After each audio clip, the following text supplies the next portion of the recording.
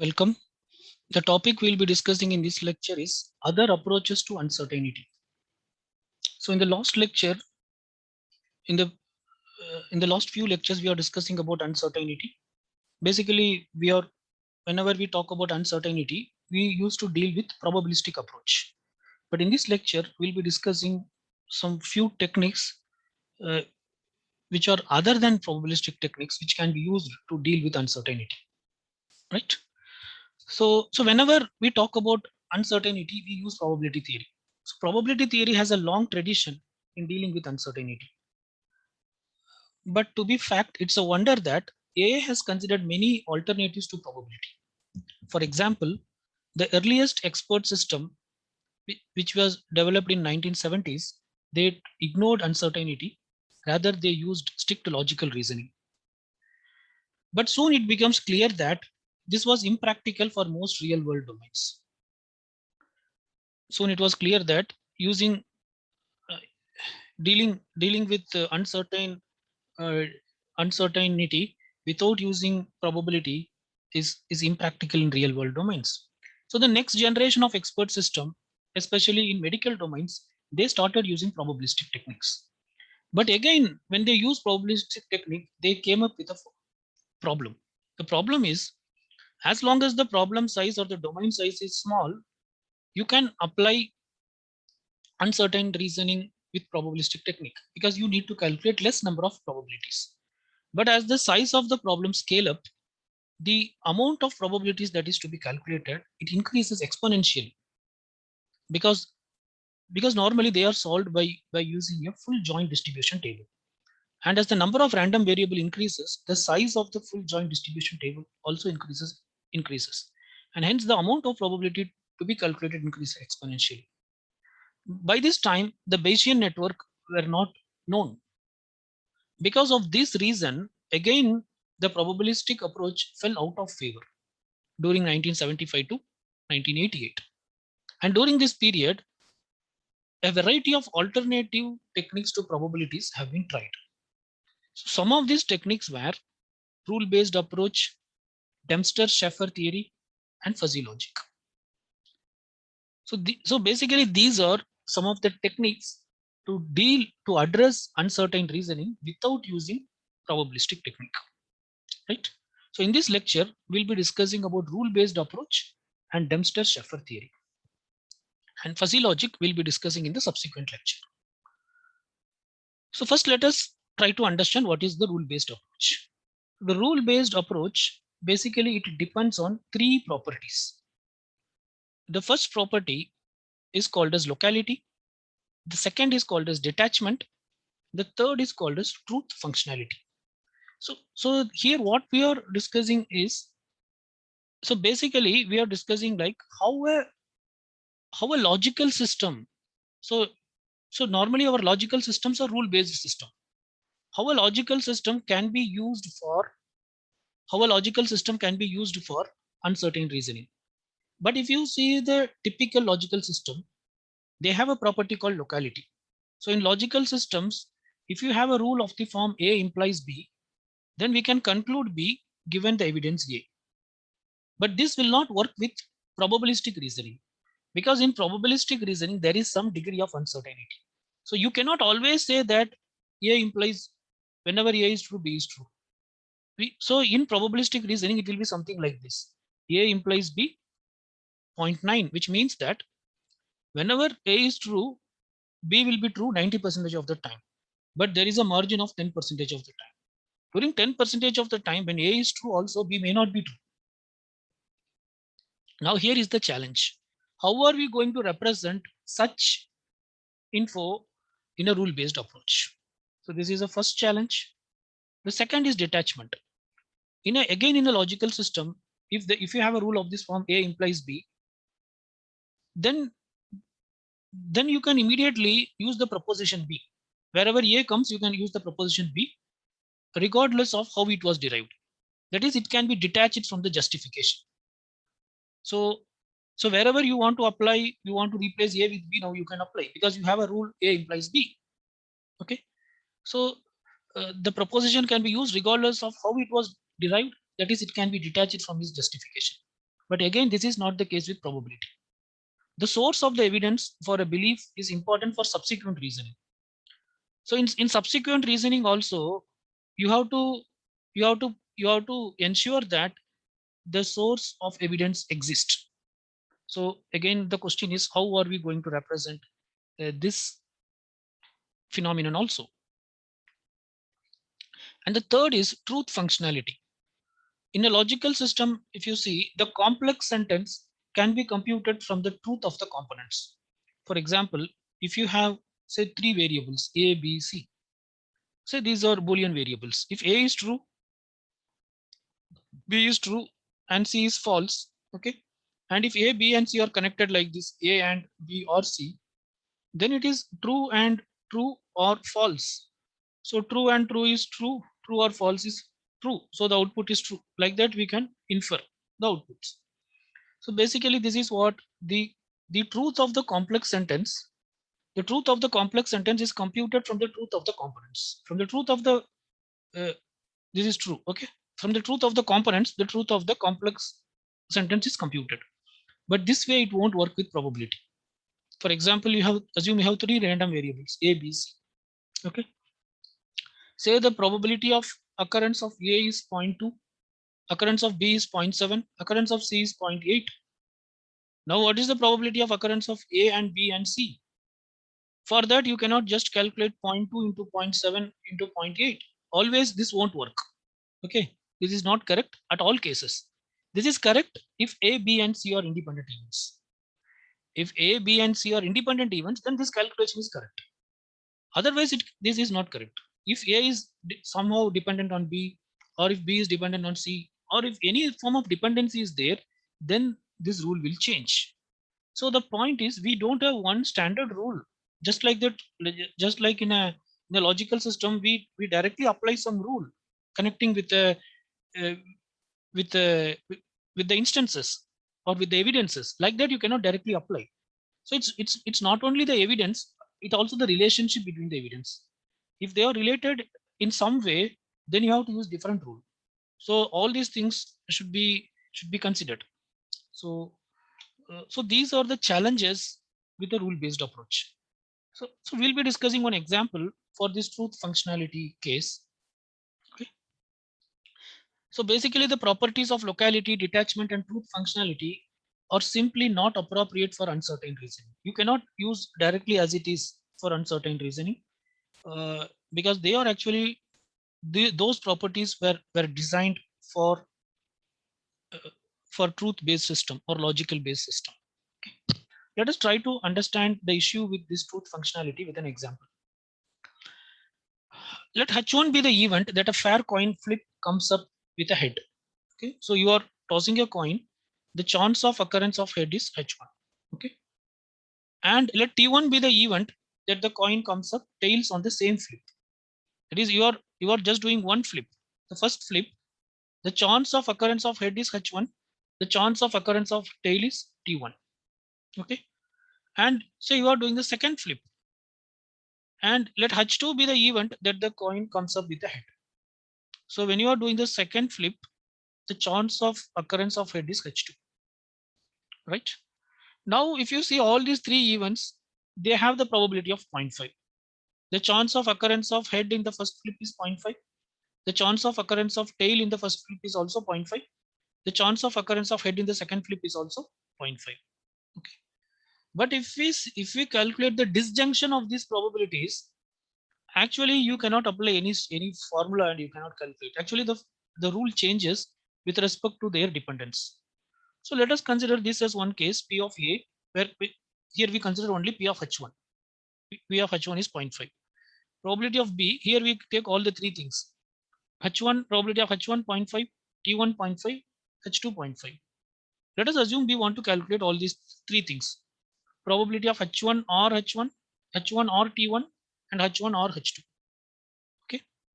Now, now if you now if you see, there is a formula for calculating probability of A disjunction B, which is given as probability of A plus, this is probability, okay, probability of A plus probability of B minus probability of A and B. right? But now you cannot apply this formula directly here, because here they have different relations. They are connected in different way. For example, if you see this probability of H1 or H1, they both are actually same event with same result. So what is the probability of getting ahead in the first toss, or what is the probability of getting ahead in the first toss? So they are not independent events. Actually, they are same event. So the value is supposed to be 0.5. But if you apply in this formula, you will get a different result. So you cannot just go with this formula. Similarly, if you see this probability of H1 or T1, that is, what is the probability of getting a head or tail in the first toss? It is nothing but 1, because when you toss a coin, you will get either head or tail. So 0.5 plus 0.5. Again, this formula is not applicable. But if you say this case, probability of H1 or H2,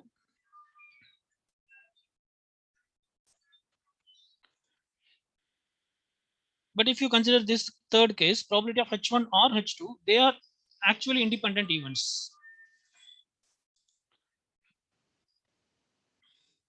So the probability of occurrence of, if you consider this probability of occurrence of H1 or H2, if you consider this case, actually they are independent events.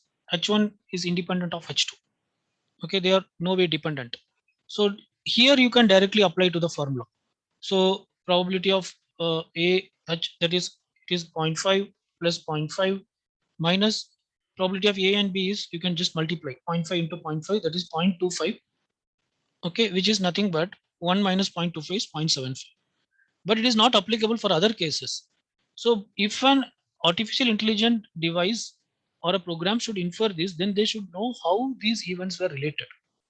Okay, so here what we can see is the probability of the disjunction depends on the event themselves, not just on their probabilities. So the probability of the disjunction not just depends on their probability values, they depend on the event themselves, right? So this is also a challenge, how the rule based system or how the rule based approach is going to deal with this challenge. Okay,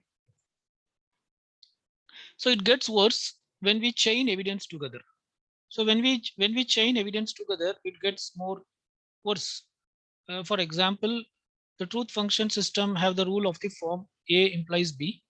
Okay, that allows us to compute the belief in B as a function of the belief in the rule in A. So both forward and backward chaining system can be devised. You can chain in forward direction or in backward direction. The belief in the rule is assumed to be constant and is usually specified by a knowledge engineer. So so so uncertainty means it is a degree of, uh, basically it's a degree of belief, right? So that should be actually represented as a constant, and it should be specified by the knowledge engineer. So this is an example. A implies B, zero point 0.9 we are saying, which means that whenever A is true, B will be true 90% of the time, but there is a margin of 10%. So we'll discuss one more example for chain evidence. So let us consider these two rules. So here this rule is called as causal rule. This is a causal rule, whereas this rule is called as diagnostic rule. We call this as causal rule because rain causes wet grass. So that is what this rule says. Rain causes wet grass. So whenever there is a rain, the grasses will get wet. This is a diagnostic rule which says that whenever there is a wet grass, you can infer that there is rain. If you observe wet grass, you can infer that there is rain. Okay. But assume that an AI agent, an artificial intelligence program has sensed there is a rain. Okay, it has sensed there is rain. So it will conclude there is a wet grass. Now we are talking about uncertainty. So it will conclude there is a wet grass with some probability, say 0.5. Now actually it should stop here. If the program is written properly, it should stop here. But it is highly likely that it may apply this to this rule, because there is another rule which says that whenever there is a wet grass, you can infer rain. So if it applies on this wet grass, so wet grass value 0.5, so it will infer rain. So it may get 0.7. Again, it may apply this on rain, right? Now there may not be the rain, there may not be this much rain, but it just applies the rule. 0.7, so there is rain infers wet grass, so it may get 0.8. And now once again it may apply 0.8, and this becomes 0.9, and once again it may apply, so on and so forth, it may continue. So this is something like a unexpected cycle, which should not happen. So so so this is also another challenge. This is also another challenge which the rule based approach should take care of. So there will be this type of rules, which may get fired when one event has taken place. When this event has taken place, this rule may get fired automatically, and this rule may make this rule to get fired, and these two rules may make each other to fire repeatedly. Such activity actually should be avoided, because initially you are inferring that because of rain there is a wet grass, so stop here. Now that should not be applied on this, right? But this is challenging, how we are going to ensure that using rule based approach. So there is also something called as intercausal reasoning.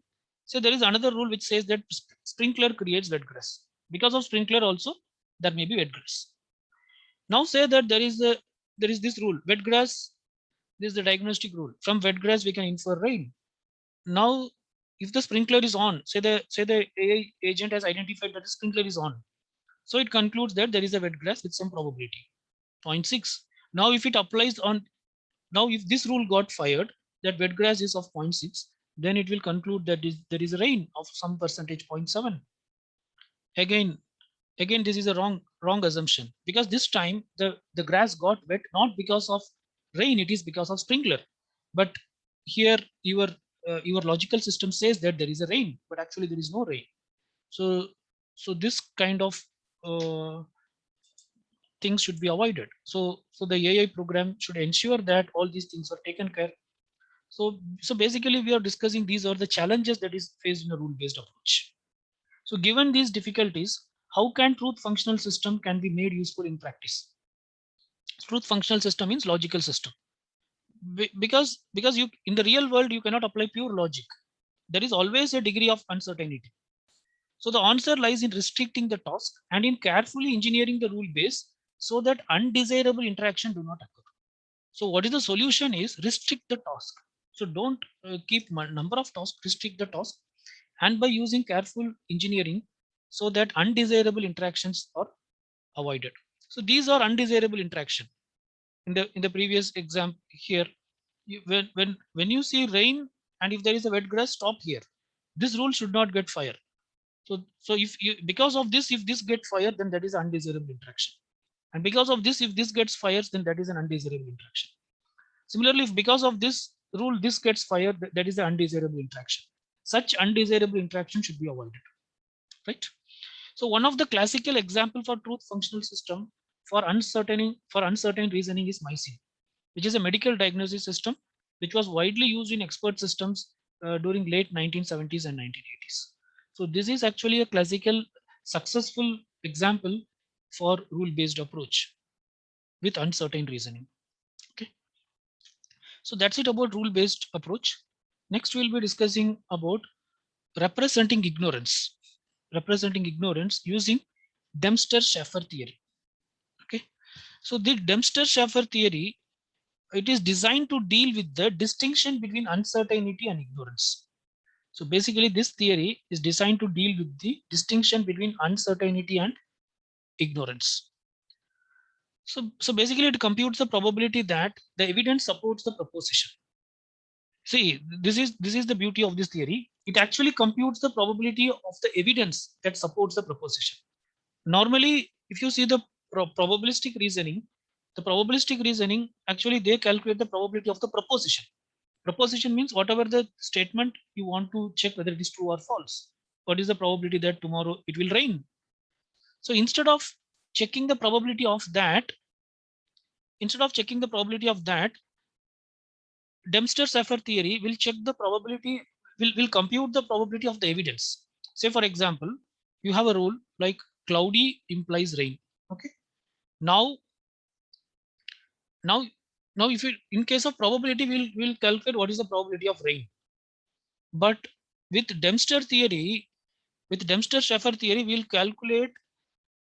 calculate the probability of being cloudy. What is the probability of being cloudy, and how it will calculate the probability of being cloudy. That is evidence. We calculate the probability of evidence. From that, we'll decide whether there is a rain or not. So that's what the Dempster-Shafer theory is going to do. It is going to calculate the probability of the evidence, not the proposition. Okay. This measure of belief is called as belief function. So whatever the Dempster theory calculates, that is called as belief function, and it is written as BEL of X. So let us try to understand Dempster-Shafer theory with an example. Suppose, assume that you pick a coin from a magician's pocket. Okay. So given that the coin might or might not be fair, so the coin may be fair or may not be fair. What belief you should ascribe the event that it comes up head? So here what you want to identify, what is the chance of occurrence of head? Chance of occurrence of head. Now here what is the evidence? Actually there is no evidence. We don't know whether it is a fair or not a fair coin. So whether it is a fair, it may be a fair coin or it may not be a fair coin. So with certainty we don't know whether it is a fair coin or not a fair coin. So there is no evidence. So in this case, for this event, we don't have any evidence. And Dempster-Shafer theory only calculates the probability of the evidence. As we don't have any evidence, it cannot calculate anything. Dempster-Shafer theory says that because you have no evidence either way, you have to say that the belief of heads is also belief of heads is zero, and the belief of not heads is also zero, because there is no evidence. We need a evidence for anything, because Dempster-Shafer theory is going to calculate the probability of evidence, not the probability of proposition. Here there is no evidence. Evidence is this, whether the coin is a fair or not. We don't know whether it is a fair or not. Hence, Dempster-Shafer theory will say that belief of head is zero and belief of not head is also zero. Okay. Now assume that you have an expert at your disposal.